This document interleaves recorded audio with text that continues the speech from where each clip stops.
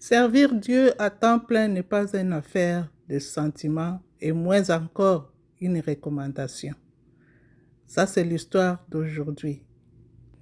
Avant d'entrer à notre histoire d'aujourd'hui, je voulais saluer tous les abonnés et tous les nouveaux venus de la référence Kona. Bienvenue à vous. Si vous êtes là pour la première fois, comme je l'ai toujours dit, n'hésitez pas de vous abonner, partagez la vidéo et la commenter, cliquez sur la cloche de notification pour avoir plus de nos vidéos.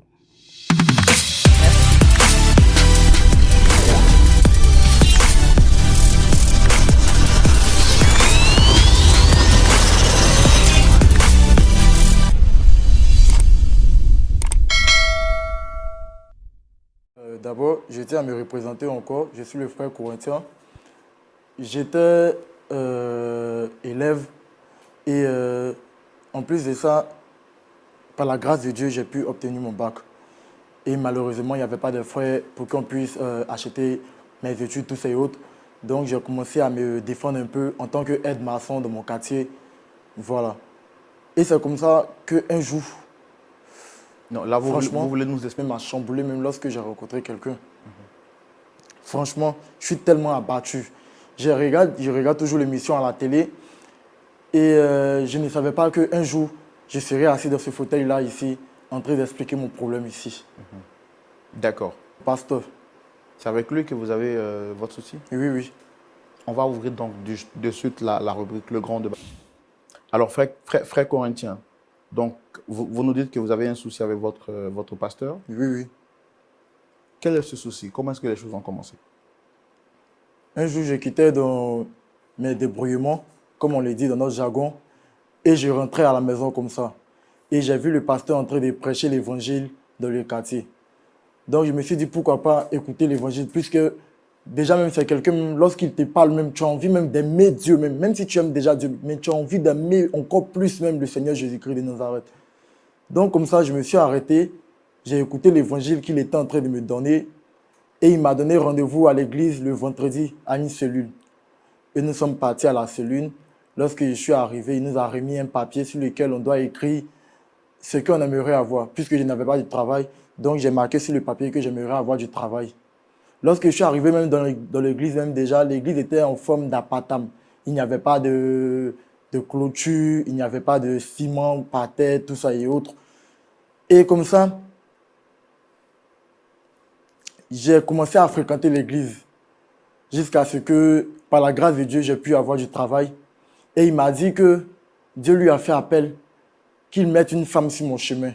Il a mis une femme sur mon chemin avec laquelle j'ai eu 3 enfants, mais malheureusement, un est décédé.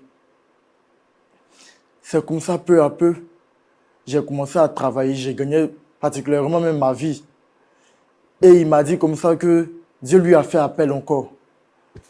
Que je dois lui remettre tout mon salaire de fin du mois pour qu'il puisse entretenir l'église, tous ces autres, faire les besoins de l'église. Je n'ai pas trouvé d'inconvénient, je l'ai fait. J'ai donné l'argent, il a pu arranger l'église, il a fait les travaux qu'il fallait faire. Il a même construit son bureau dans lequel même j'ai installé même de la clim encore. Tout était bien.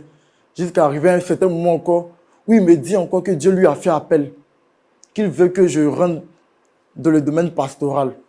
Quand vous dites Dieu lui a fait appel, c'est quoi? C'est quoi? C'est une révélation? Une révélation. Ok. Donc c'est comme ça.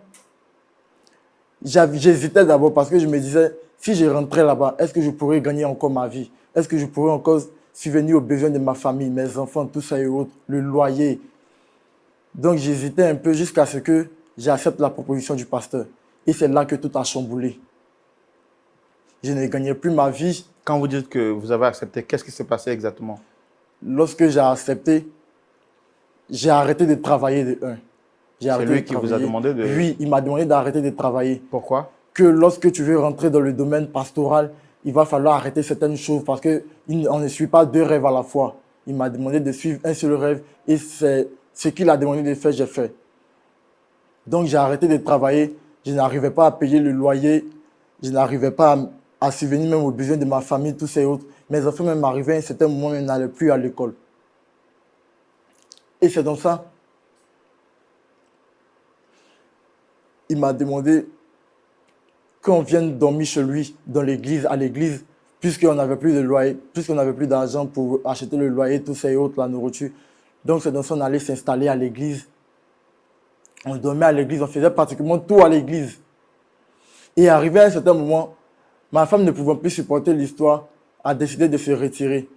Elle a dit qu'elle ne supporte plus l'histoire, qu'elle veut partir. Je l'ai supplié, bien évidemment, je lui ai demandé à ce qu'elle attende, qu'après, peut-être, on va gagner notre vie puisque le pasteur a dit que lorsque je vais sortir de là, je verrai les bénédictions que Dieu accomplira encore dans ma vie. Des grandes bénédictions. Donc, je disais ça à mon épouse à chaque fois. Et un beau jour, elle s'est levée, elle est partie, en me laissant avec le premier de notre enfant, qui avait l'âge de 7 ans, l'aîné.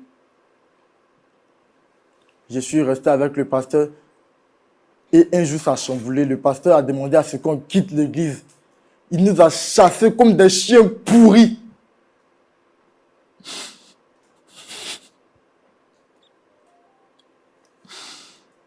Il nous dit que l'église n'est pas un dortoir. Qu'on n'a qu'à sortir de l'église. J'ai vu les conseillers de l'église, j'ai vu les diacres, tous ces autres, les fidèles de l'église, aller supplier le pasteur lui demandant pardon pour qu'il puisse au moins s'accepter. Il n'a pas voulu comprendre. Je suis resté seul avec mon enfant. Et quelques années après,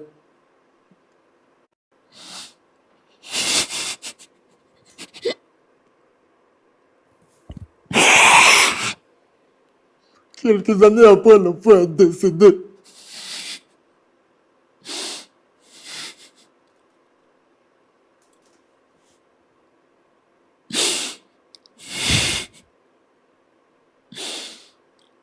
Vraiment, ça n'a pas été facile pour moi. Raison pour laquelle je suis venu sur le plateau du point d'accord pour pouvoir gagner au moins une solution à ce problème-là. Parce que je sais au moins que c'est Dieu seul qui peut me sortir de cette situation-là. Puisque je ne sais même pas même où ma femme est, même avec mon enfant également. Ça fait 2 enfants que vous avez perdus dans cette histoire, c'est ça? Un enfant. L'aîné. Donc, vous aviez combien au total? On a 3. Un décédé, elle est partie avec les 2.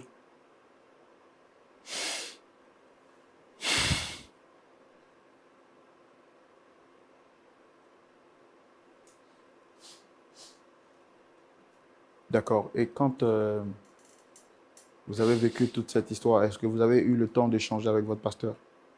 Qu'est-ce qu'il vous reproche exactement pour vous mettre à la porte comme un malpropre, comme vous l'avez dit? Il me dit comme ça que Dieu lui a pu faire appel en concernant mon sujet, que je veux le voler, je veux le malmailler, puisque je n'ai plus de travail, puisque je ne fais rien. Il me dit que je suis inutile. Vous êtes inutile comment? Mais vous travaillez en tant que pasteur, c'est ce que vous avez dit dans l'église. Oui, oui. Mais quand il dit que vous êtes inutile, c'est quoi exactement? Puisque je n'ai plus d'argent pour subvenir aux besoins de l'église, je ne fais plus ce qu'il voulait qu'il fasse. Donc, il a préféré me dire que je suis inutile, puisque c'est moi qui lui donnais l'argent pour subvenir aux petits soins de l'église. C'est moi qui donnais encore de l'argent pour qu'il puisse acheter certaines choses de l'église, tout ça et autres. Mais arrivé à un certain moment, lorsqu'il a vu que je ne peux plus avoir cet argent-là, lorsqu'il a vu que je commence à être un fardeau pour lui, il trouve que je suis un fardeau pour lui. Donc, il a préféré me jeter à la rue. J'ai même supplié, j'ai tout le temps supplié le pasteur. Je l'appelle même, il ne décroche plus à mes appels. Je lui envoie des messages, même rien. Lorsque les fidèles de l'église vont lui parler, essayer de lui parler concernant mon sujet, il ne veut rien comprendre, il ne veut rien entendre même.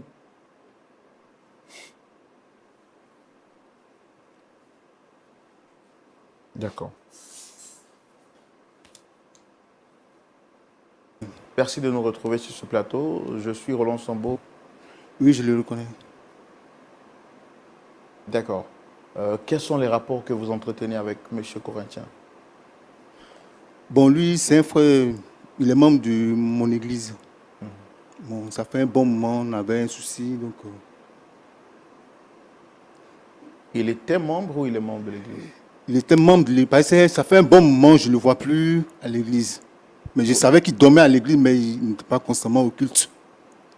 Et donc, Mais vous ne le voyez plus à l'église? ouais, je ne le vois pas, ça fait vraiment un bon moment. Quelles sont les raisons? Bon, jusque-là, il ne m'a pas invoqué ces raisons, je ne lui ai pas demandé. Donc, vous dites que c'est un frère qui prie chez vous, qui priait chez vous à l'église. Oui, qui prie chez moi. Mais vous, en tant que pasteur, vous ne voyez pas un membre de votre assemblée, ça ne vous inquiète pas? Vous ne menez pas des investigations pour savoir pourquoi est-ce qu'il ne vient plus? Bon, je crois que ça fait un bon moment. Lui et moi, on a eu un entretien parce qu'il dormait à l'église. Et je lui ai dit, bon, vraiment, c'était pas vraiment bienséant. Il m'a dit qu'il a compris qu'il n'y avait pas de souci. Pas de moi, il venait, mais ça fait un bon moment, il ne venait pas donc. Vous lui avez dit qu'il n'était pas bien sien qu'il dorme à l'église? Ouais, qu'il dorme à l'église. Pourquoi? Oui. Parce que ce n'est pas un dortoir. L'église n'est pas faite pour dormir. L'église n'est pas faite Ouais, pour dormir. l'église, c'est un endroit où on vient pour prier. Donc, quand on finit la prière, normalement, chacun est censé rentrer chez lui. Et ce n'est pas à l'église qu'on dort. Donc, c'est comme ça que vous lui avez demandé de... Mais avant qu'il ne vienne dormir à l'église, on est d'accord que l'église n'est pas un dortoir. S'il il a commencé à dormir à l'église, ça veut dire que vous avez accepté qu'il dorme à l'église. Est-ce qu'il a eu votre caution avant de commencer à dormir à l'église, oui ou non? Bon, dans les débuts, il venait, je lui disais, bon, il fallait que ça soit au moins quelques jours, mais pas pour un long temps. Mais j'ai constaté que ça prenait vraiment du temps. Quand ça prenait du temps, quand vous dites ça prenait du temps, c'est combien de temps exactement? Bon, il a fait plus de 2 ans. C'est comme ça que vous lui avez demandé de... Oui, oui. Vous lui avez dit quoi exactement? Bon, je n'ai pas prononcé des propos en tant que tel, mais je lui ai simplement dit de ne plus dormir à l'église. Un point, c'est tout. D'accord.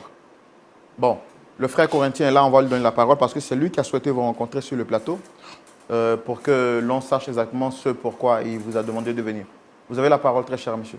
Pasteur, c'est pas toi-même qui m'as dit de quitter de l'église, que l'église n'est pas un doctorat.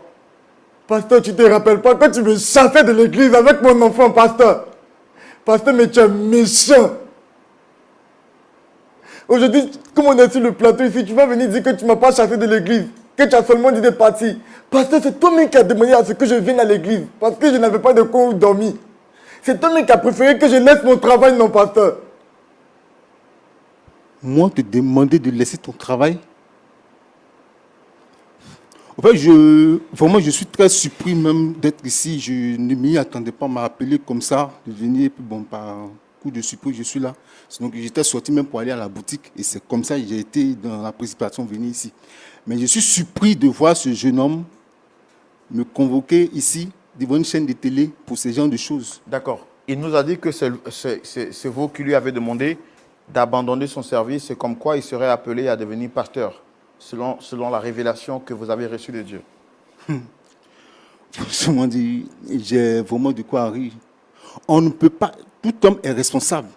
Même si un pasteur, un homme de Dieu te dit que tu es appelé à comment on appelle ça, à un service de Dieu, mais ce n'est pas pour autant que tu vas laisser ton boulot. Oui, mais est-ce que je ne peux jamais en aucun cas dire à quelqu'un, laisse ton boulot et viens suivre Dieu. Ça, je ne me reconnais pas là-dedans. Non, mais est-ce que vous le lui avez dit oui ou non? Je lui ai dit qu'il a un appel sur sa vie. Oui. Et ce n'est pas pour autant qu'il va pouvoir laisser son boulot et venir encore dire que moi, je lui ai dit de laisser son boulot. Donc, vous lui avez dit que vous reconnaissez qu'il a un appel sur Il a un appel de Dieu sur sa vie. D'accord. Et quand vous le lui avez dit, est-ce qu'en ce moment, il travaillait, oui ou non? Il travaillait. Oh, et quand vous avez remarqué qu'à un certain moment donné, parce que vous êtes son pasteur, ça veut dire que s'il ne travaillait plus, il était constamment à l'église. Est-ce que vous avez remarqué à un moment donné qu'il était constamment à l'église, oui ou non?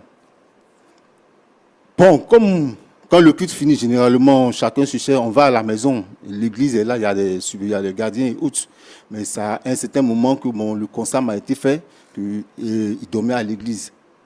Au début, j'ai laissé la chose faire, mais à un certain moment, je me disais que vraiment, on ne pouvait pas continuer dans cette... Non, je ne parle pas du fait qu'il dorme à l'église. Oui. Je parle du fait que vous constatez, vous en tant que pasteur, vous êtes pasteur, il y a combien de fidèles dans l'assemblée que vous dirigez? Bon, on est un peu nombreux, on est plus d'une cinquantaine. Plus d'une cinquantaine. Oui, plus d'une cinquantaine. Ça veut dire que vous avez la possibilité d'avoir quand même une vue assez large, 360 degrés, sur tous les membres de votre assemblée. Ce qui veut dire que vous les connaissez. Si lui, vous lui avez dit qu'il a l'appel pastoral, je suppose qu'il était constamment à l'église. Oui. Donc, quand vous êtes pasteur, que vous constatez que l'un de vos fidèles qui travaille et constamment à l'église, quelle démarche vous avez menée auprès de lui pour qu'il retourne à son travail? Bon, au début, il ne m'a pas fait cas de ça, il ne m'a pas fait cas de ça. Vous savez, on a tellement de choses à régler qu'on ne peut pas se mettre dans les moindres détails, faire ceci. J'ai mes collaborateurs. Eux aussi, chacun a son rôle à jouer. Et donc, quand quelqu'un a un souci que moi, directement, je ne suis pas informé, on peut aussi m'informer. Donc, si je ne suis pas informé d'un cas, je ne peux pas m'immiscer comme ça là-dedans parce qu'on a vraiment trop de charges. On a vraiment trop de trucs à faire. Et à l'église, on enseigne généralement que, en toute chose, c'est vrai, on vous recevez l'enseignement, mais il appartient, chacun est responsable. Et quand je dis chacun est responsable, c'est-à-dire, avant de prendre toute décision, tu dois toujours te poser la question, est-ce que ce que je prends comme engagement, c'est bon ou c'est pas bon? Ou tu peux approcher le pasteur, lui dire, ah, voici ce que j'ai envie de faire. Aujourd'hui, je constate souvent, et c'est quelque chose d'un, je suis vraiment écœuré d'entendre ces genres de choses. Donc, je suis appelé, j'ai un appel prophétique, j'ai un appel pastoral, donc je laisse mon boulot, mais je fais comme ceci. Mais est-ce que tu as approché les membres de l'église pour pouvoir le sauver? sauver? C'est pas vous qui avez dit à ce jeune homme-là d'abandonner son travail? Je ne le lui ai jamais dit, je ne lui ai jamais dit cela. Peut-être que dans nos causeries, il a pu peut-être entendre autre chose, mais je ne peux pas lui dire en aucun cas. D'accord, moi je vais poser la question aux frères corinthiens. Vous étiez dans l'église, qu'est-ce que vous faisiez dans l'église? J'étais particulièrement... Non, ne pleurez pas, parlons tranquillement. Qu'est-ce que vous faisiez dans l'église? J'étais particulièrement même dans toutes les tâches de l'église, puisque c'est moi qui étais tout le temps présent à l'église. Donc je m'occupais souvent des enfants, je m'occupais souvent aussi du service d'ordre, tout ça et autres. Je m'occupais également, j'étais même le président même de la jeunesse à l'église. J'étais tout le temps même dans toutes les tâches de l'église. Attendez, vous étiez vous-même dans les tâches de l'église ou c'est le pasteur qui vous demandait de le faire? C'est le pasteur qui me demandait de le faire, puisqu'il me disait que j'étais appelé à être de l'école pastorale. Donc il fallait que je m'immisce un peu dans plusieurs tâches de l'église, au moins comme ça je pourrais comprendre le fonctionnement de l'église. Oui, effectivement c'est ça. Alors quand il vous a demandé de faire toutes ces choses, est-ce qu'il vous a vraiment dit en âme et conscience d'abandonner votre travail pour venir servir Dieu? Effectivement, il me l'a dit. Pasteur, faut pas faire ça, pasteur. Ce n'est pas la peine de venir mentir ici, raconter des choses, des bobards. Franchement, je ne sais pas, mais j'ai vraiment de quoi faire. S'il n'y a rien d'autre à faire, moi, je préfère même partir d'ici. Je n'aime pas des gens qu'on leur parle et ils comprennent autre chose. Moi, je suis très conscient. Je suis très conscient de la chose. Aujourd'hui, il y a des hommes de Dieu qui sont appelés à plein temps. Il y en a qui sont appelés à mi-temps. Ils travaillent et puis ils viennent faire l'œuvre de Dieu. Et c'est bien possible. La Bible même nous dit que l'apôtre Paul, il avait une activité. Non, c'est pour dire quoi? Tu as une activité, on te dit que tu as un appel sur ta vie. Ce n'est pas un souci. Mais il t'appartient d'approcher celui qui te l'a dit pour toute décision à prendre. Maintenant, si toi, de par toi-même, tu prends un engagement, mais ce n'est pas le pasteur qui va endosser ça. Si aujourd'hui, j'autorise que tout le monde vienne dormir, lui, il dorme à l'église, c'est-à-dire tous ceux qui auront des problèmes dans l'église vont venir dormir à l'église et ça va devenir vraiment du désordre. Or, on se connaît ici, chez nous, en Afrique. Les gens ne respectent presque rien. L'eau de l'église, il y a la facture à payer, il y a le courant, l'électricité à payer. Et donc, quand tu donnes la liberté à quelqu'un, il va prendre ça pour faire du libertinage. Donc, par conséquent, on a décidé de ne pas, comment on appelle ça, j'ai résolu que personne dorénavant ne dorme à l'église. Aujourd'hui, nous sommes dans une grande ville. Donc, je suppose que chacun, au moins, a aussi des parents ici. Mais si ce n'est pas un proche parent, mais au moins, chacun a des parents, des connaissances. On peut faire comme on le peut pour aller dormir, au moins à un domicile, mais pas à l'église. Parce qu'on a constaté des cas vraiment qui, aujourd'hui, font que c'est des choses... Au début, on peut accepter, mais à un certain moment, il faudrait qu'on prenne les responsabilités. Mais dire encore que je lui ai dit d'arrêter son boulot, ça, vraiment, je ne me reconnais pas, dis donc. Je ne me reconnais pas. Peut-être que j'ai eu à parler des cas des personnes qui, quand elles sont appelées, étant donné que ces personnes sont appelées à plein temps, Dieu même par sa circonstance, on ne peut pas te dire qu'il faut laisser ton boulot. Dieu même va créer les circonstances pour que tu quittes le boulot. Et j'ai même plusieurs cas, dont un cas comme ça. D'accord. Alors, donc, très cher pasteur, vous êtes en train de nous faire comprendre sur ce plateau que ce n'est pas vous qui avez demandé aux frères corinthiens d'abandonner ses études. Alors, je veux poser la question une dernière fois à M. Corinthien. Est-ce que c'est le pasteur qui vous a demandé d'abandonner vos études, plutôt votre travail pour vous engager dans le ministère, ou c'est ce que vous avez cru comprendre? C'est ce que le pasteur me l'a dit. Le pasteur me l'a dit d'abandonner mon travail pour pouvoir... C'était à quelles conditions? C'était à quelle occasion? C'était lors d'un programme, il vous a reçu au bureau, il est venu chez vous à la maison, c'était au téléphone? Donnez-moi les circonstances qui ont milité autour de cette parole que vous dites avoir entendue. C'était après le culte, il a même fait une révélation, même 6 mois devant tout le peuple de l'église, qu'il allait servir Dieu. Donc après le culte, que je reste, on allait beaucoup échanger dans son bureau. Donc c'est comme ça, tout est parti. Lorsque tout le monde est parti, on est rentré dans son bureau. Il m'a parlé, il m'a dit, il faut que je suive Dieu parce que Dieu lui a fait appel, tout ça et autres. Maintenant, que je laisse mon travail parce qu'on ne peut pas suivre 2 rêves à la fois. Soit je suis Dieu ou soit je continue à travailler. Donc, dans les débuts, j'hésitais, mais j'ai fini par accepter. Et j'ai écouté le pasteur. Et c'est là tout a chamboulé.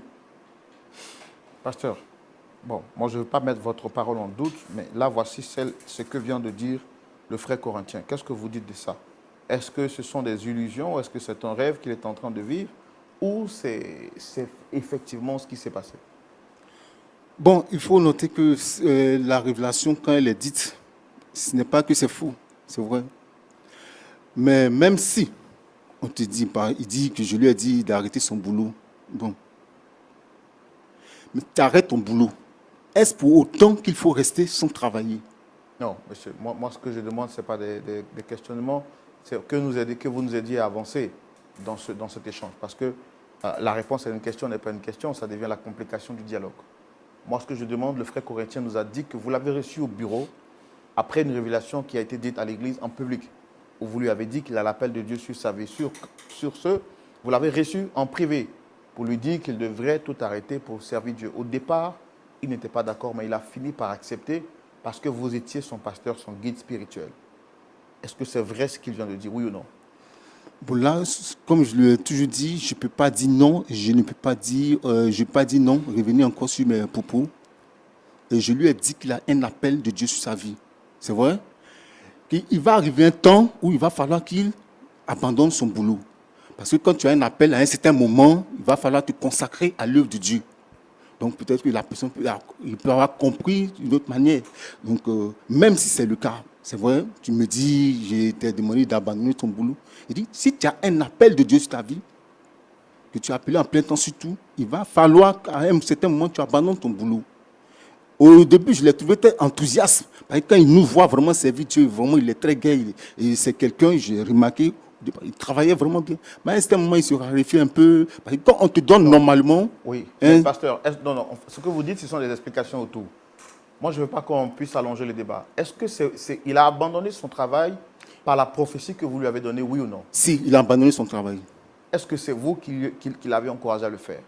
Je ne l'ai pas encouragé. C'est ce que j'ai toujours dit, je ne l'ai pas encouragé à le faire. Mais lui-même, il manifestait déjà même le désir même de le faire. Parce que quand je lui ai dit, ça a créé vraiment une joie. Donc je lui ai dit, moi, je vis cette histoire. Il va falloir qu'à un certain moment, tu abandonnes ton travail. Et ce moment-là, c'était quand? Bon, je n'ai pas trop la précision, mais ça fait vraiment un bon... Donc, quand vous lui avez dit qu'il va falloir à un certain moment donné que tu abandonnes ton travail, ce moment-là, c'était quand? Bon, ce moment, je vais dire, ça peut être maintenant. Mais vous reconnaissez au moins qu'il a abandonné son travail à cause de la prophétie que vous lui avez donnée? Oui, je reconnais. D'accord. Et quand il avait abandonné son travail et qu'il a commencé à vivre des moments difficiles, est-ce vous qui lui avez demandé de venir rester à l'église parce qu'il n'avait pas de dortoir? Il m'a expliqué son histoire et je lui ai dit qu'il pouvait venir juste pour un temps, mais pas pour durer vraiment le plus longtemps possible. Alors, il nous a fait savoir aussi sur ce plateau qu'avant d'abandonner son travail, il était vraiment une véritable bénédiction financière pour l'Église, oui ou non?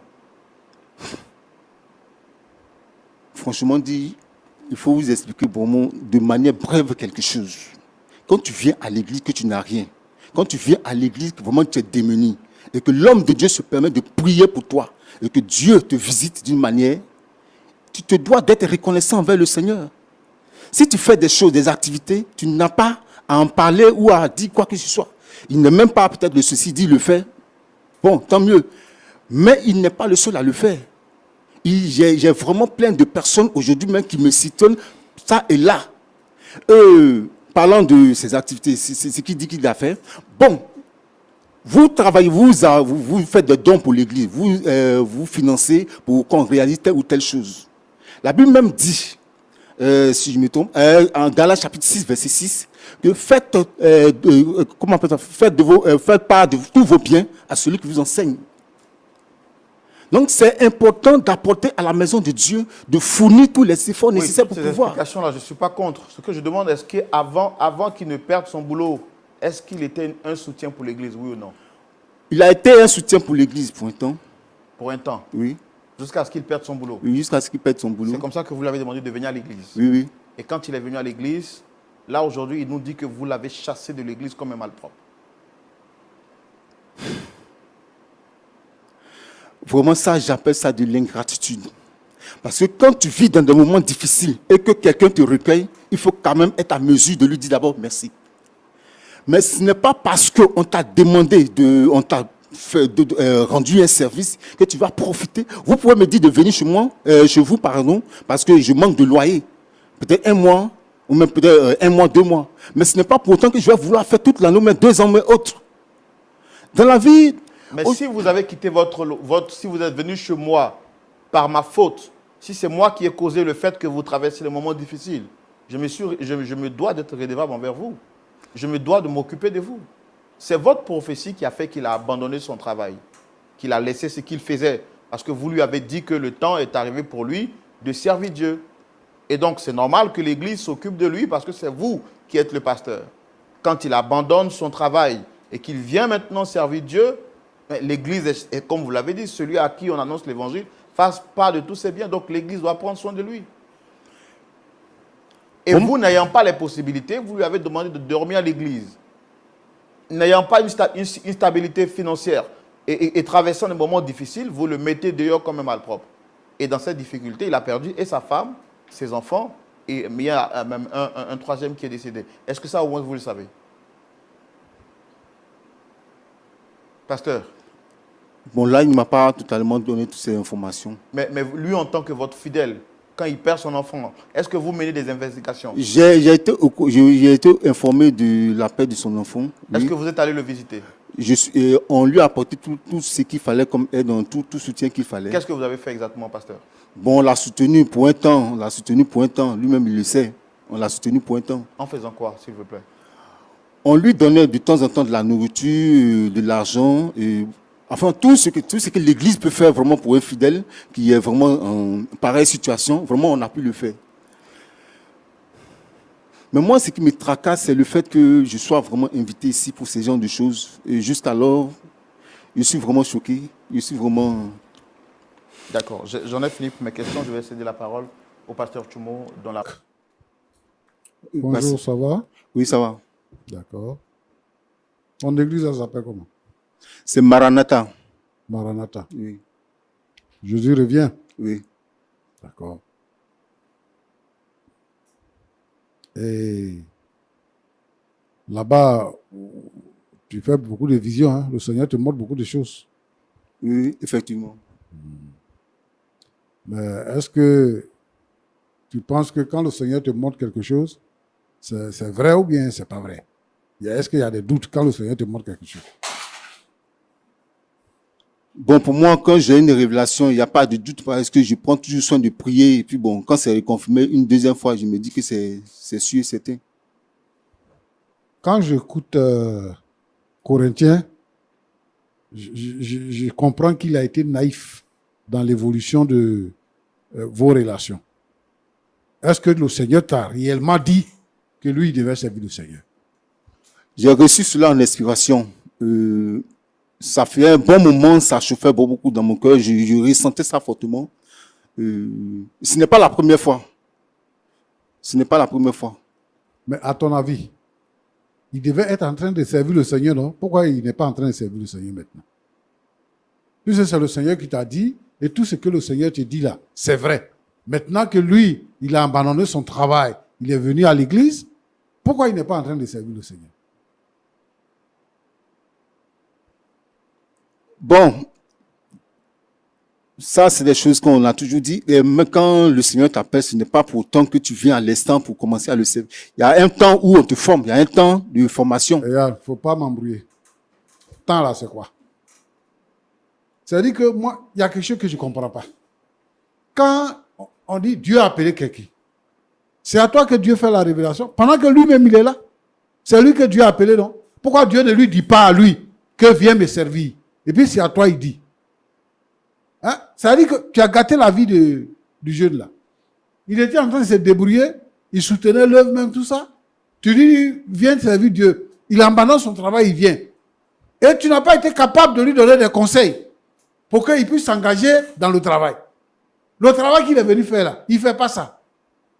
Il avait sa femme, il avait ses enfants, il venait tranquillement à l'église. Tu dis que Dieu dit de le servir. Tu n'as pas trouvé une ânesse pour le mettre là-bas. Tu ne lui as pas donné de responsabilités. Quand quelqu'un abandonne son travail, il vient servir Dieu là, c'est l'église qui s'occupe de lui. Toi-même là, l'église que tu dirais, ce n'est pas l'église qui s'occupe de toi. C'est l'église qui s'occupe de toi. Pourquoi lui, à son tour, il vient maintenant et puis l'église ne s'occupe pas de lui? Puis c'est toi qui dis que Dieu t'a révélé. Mais moi, je pense que dans le cas de Samuel, c'est Samuel lui-même qui a entendu la voix de Dieu. Hein. Ce n'est pas quelqu'un qui lui a dit Dieu t'appelle. C'est Samuel qui a entendu la voix de Dieu. Et donc, je pense que quand Dieu appelle quelqu'un, il y a une conviction intérieure qui fait que lui-même, il sait qu'il doit servir le Seigneur. Il n'est pas tranquille jusqu'à ce qu'il se mette au service de Dieu. Quand un homme vient servir Dieu, on s'occupe de lui. On lui donne de l'argent pour subvenir à ses besoins. Comme ça, il peut évangéliser, il peut sortir pour faire une autre église et tout ça. Mais tu as appelé le frère. Tu lui as dit que Dieu l'a appelé. Il est venu, il a répondu à l'appel. Au moment où il travaillait son petit argent là, il a pris pour mettre climatisation dans ton bureau. Hein. Il a pris pour construire l'église. Hein. Et ça là, c'était bien. Maintenant qu'il n'a plus de travail, tu sais pourquoi il n'a pas de travail. Tu sais pourquoi il ne peut pas payer son loyer. Il s'est réfugié à l'église. Sa femme l'a quitté. Tu n'as rien fait pour que sa femme revienne. Son enfant est mort. Tu dis, on lui donnait la nourriture et tout ça. Il a fait quel institut pastoral? Wamane.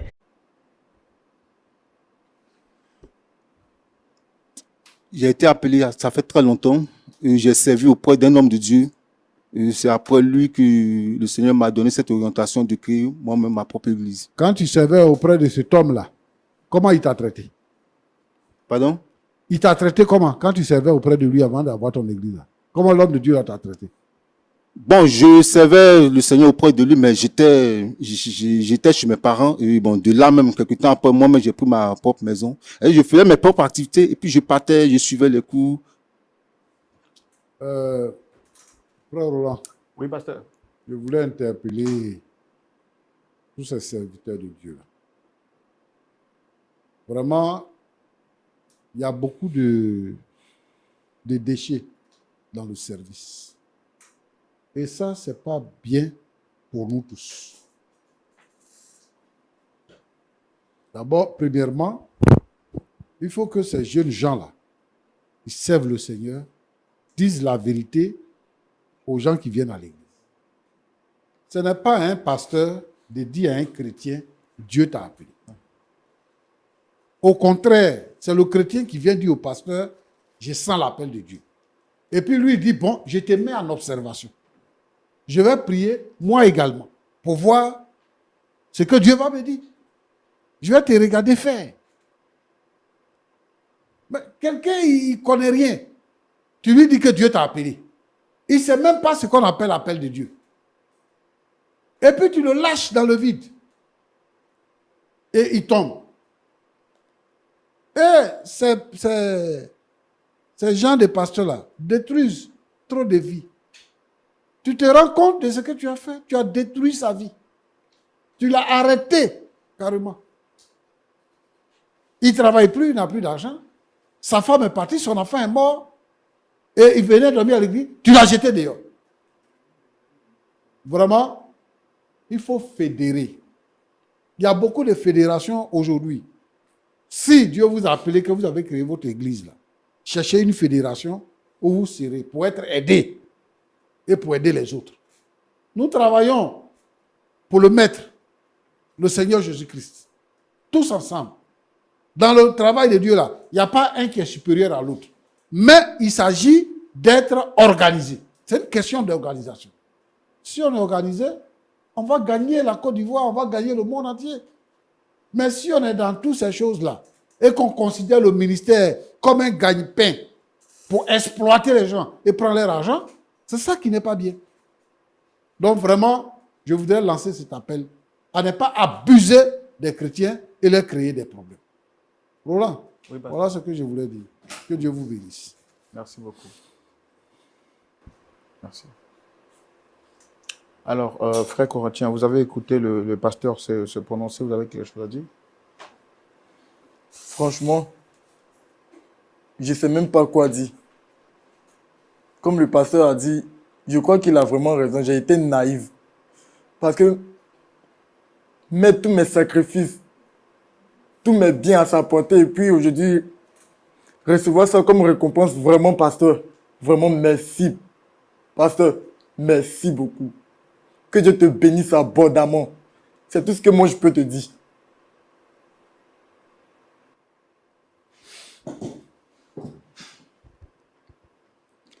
Moi, je suis toujours béni.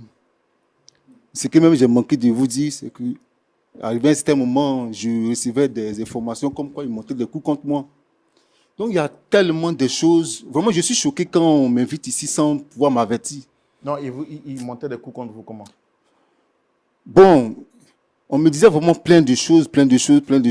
Non, moi, que vraiment, je ne vais pas me permettre de Pourquoi raconter. vous l'avez chassé Donc, à un certain moment, je me disais trop, c'est trop, il fallait vraiment. Voilà. C'est moi qui ai permis, c'est moi qui ai voulu que tu viennes dormir là. Et si encore que tu dois te mettre dans ce genre de choses, vraiment, c'était pas. Vous avez écouté le pasteur Choumou sur la base de ce qu'il a dit. Est-ce que vous avez... Franchement, j'ai compris, vraiment, j'ai pris bonne note. Je pense qu'il n'y a pas de souci. Et par rapport aux frères en question? Bon, c'est qu'on ira et on va trouver vraiment des. On va se concerter et puis on verra ce que faire. Je pense qu'il n'y a pas de souci. Comme on dit, le linge sale, c'est là en famille. Donc, bon, on va tenir une réunion par rapport à ça et puis on verra ce que faire. En tout cas, j'ai été très heureux de ce que j'ai entendu du pasteur et ça me fera vraiment droit au cœur, mais on saura ce que faire. Est-ce que vous reconnaissez avoir commis des erreurs dans le traitement du cas du frère Corinthien? Bon, moi, je ne me reconnais pas en tant que quelqu'un qui a commis des erreurs. Parce que j'ai agi selon la base de ce que je vois, ce que je consens, ce que je trouve bon. Et j'ai pris, en fait, mes résolutions. Sinon, j'ai été, en fait, responsable, quoi. D'accord. Merci beaucoup. Nous allons bientôt dire au revoir. Avant, je voudrais juste vous rappeler.